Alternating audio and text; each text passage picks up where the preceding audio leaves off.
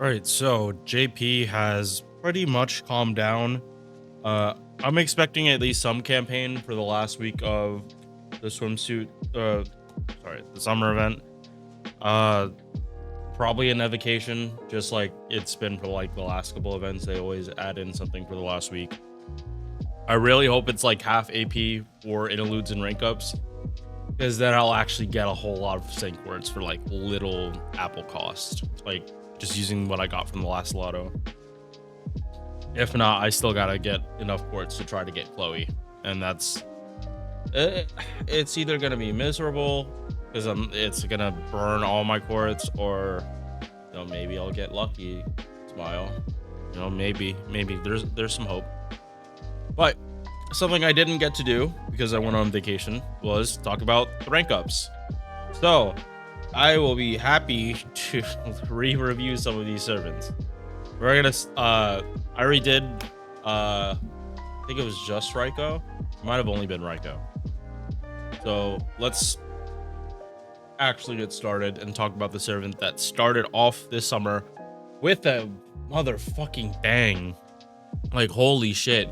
Like, I remember like the day this came out, I'm like, there's no way they actually gave this to her. There's no way her MP like could now do what I could do.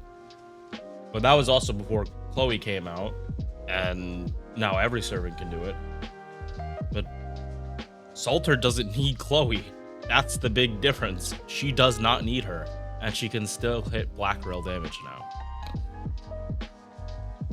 I'm pretty sure this spreadsheet here is not going to include like Chloe, because there's a whole lot of calcs you have to do with that. But just so you can see here, Salter is fully able to overtake Artoria. And yeah, and Mordred as well, because Mordred actually had better Black Rail damage than Salter. Now, not even a contest. It is what it is. Salter's back to being the better Artoria compared to her competition. Or the stronger one. Because outside of farming, she's not doing too hot. Base attack really high to start off with. She's a year one servant, so that's why we see these shenanigans down here. This is fine. Her hit counts are atrocious, and that truly is the reason she needed the MP buff, or not the MP buff, the Buster buff that she needed. Like her refund was actually atrocious. Like, they tried so hard and just couldn't do it for this unit. So they said, fuck it. Get energy, get MP off your MP. Let's just let you do it even more. HP lower to, it's not that low, but it's still a lot lower than OG. Because OG at 100 would be like 17k. Yeah, 0.86. This number is fine, it's just the hit counts. Like, one of the biggest buffs like a lot of these servants could get is their hit counts are adjusted, and that doesn't like improve their farming, but they just feel better. They'll feel better to use, thus you'll want to use the servants. No one fucking uses Saber Gilles because his kit feels like dog shit. It's not just because it's year one. Them having like 100% uptime on that Buster buff is sick. It just sucks he can't ever use it. Never really take advantage of that. Alright. So, first skill. Not even the buff that I was expecting them to do. I thought they were going to buff her charisma, because her charisma is dog shit, and it is in a worse spot than this mana burst. But this buff isn't so bad. They take a 1-turn mana burst. They make it 3 times 3 turns, so she can actually double stack it in Vitch setups. And then she gets the Chloe buff for her Buster cards. But unlike Chloe, she cannot ramp up her battery. It is strictly against what she is fighting.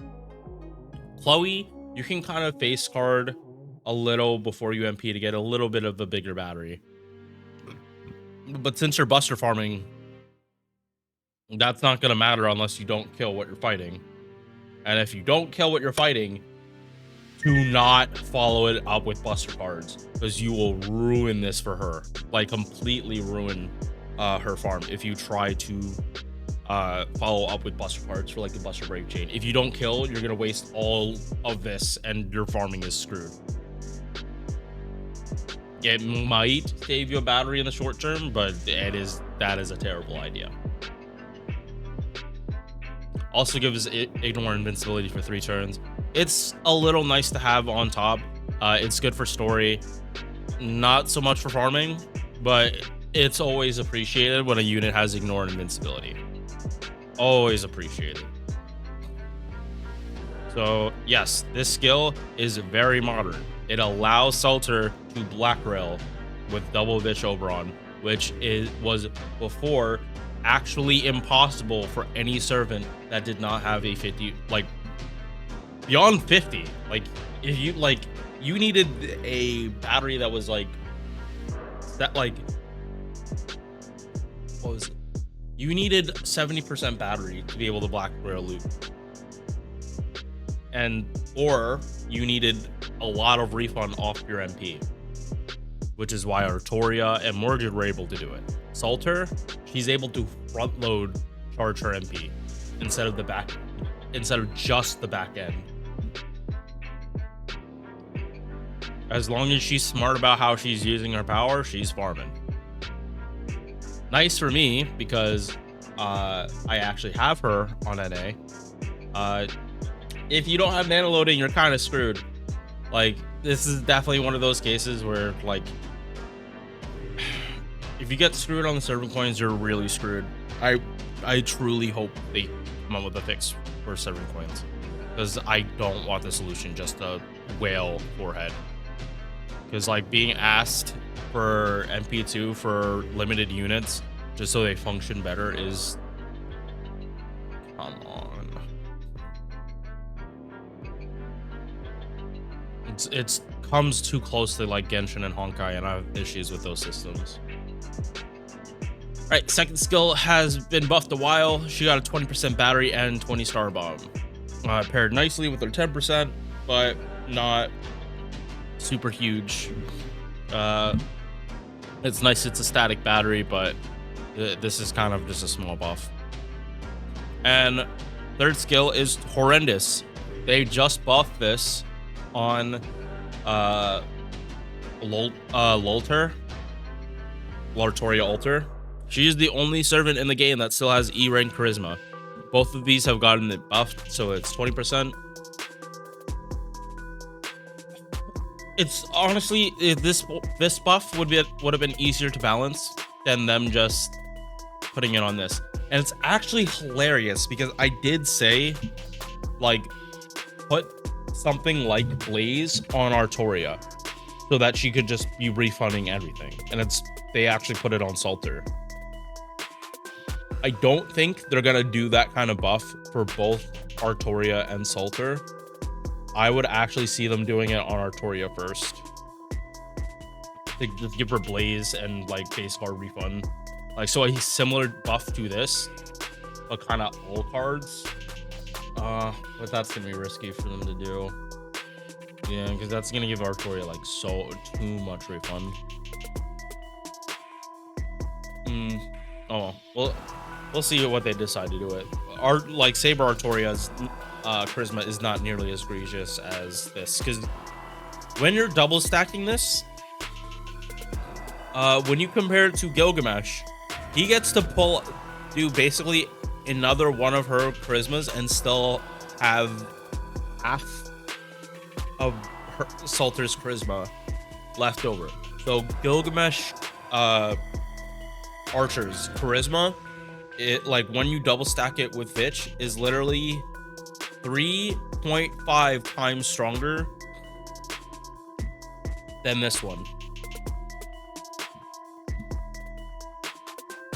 That gap is humongous and holds back Salter's damage even more than this. The second Salter gets a charisma buff is when her damage starts hitting 400,000, maybe even 420. Blaze it. Magic resist B, 17.5% debuff resist. Get mana loading. It makes your life easier, but considering that he doesn't have a 30, you're gonna need all the charge you can get. Her hit counts aren't good enough for this. It would be fixing a problem, not improving it. It would literally just be fixing the extra attack so it actually does something. And then extra damage against riders. I believe this is Medusa, not right, because the fight with Medusa in Heaven's Feel. That's why she has this. And then the MP, never been buffed, but it has higher than average scaling for a just a servant, because the base modifier for MPs is 300% for AoE buster. For MP2, it's 400. So she already has buff MP damage plus. If they buff her MP, I think they would fix her scaling, so it wouldn't even be that big of a buff for the damage. But they would probably like give her an effect or something.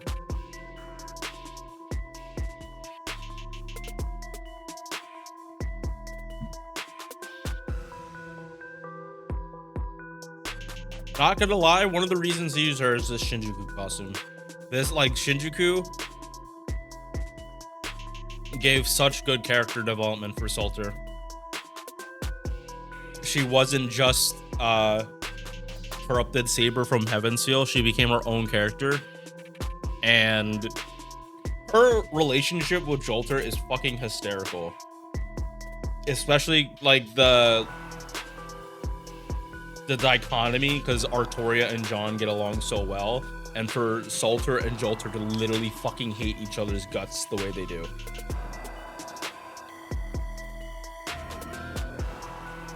Yeah. Heaven's Feel isn't my favorite route from Fate Stay Night. Like, I don't even know which one is actually my favorite. I'm not gonna lie, like, the darker themes of Heaven's Feel had me hesitant to even watch it, but that darker storytelling, it's got me hooked now. I'm like, I'm into, I don't want to say I'm into Schadenfreude. I joke about it with my kids at work that I like enjoy watching them like struggle to learn math and stuff. I say that as a joke. I don't actually like enjoy them having trouble and starting to cry on math problems. That is not me. I'm not that kind of teacher. But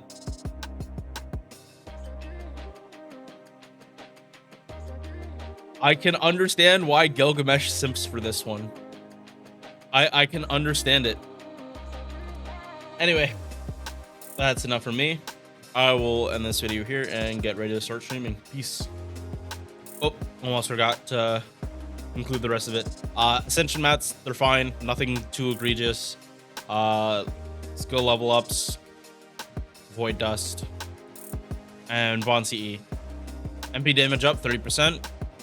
On attack, activate debuff. 30% chance to inflict defense down for 3 turns when normal attacking. This part is nothing, and you'd be using Black Grail anyway. Oof. Big oof. Bonsi is lacking. If it was a higher percentage and a higher defense down, it'd be more worth it.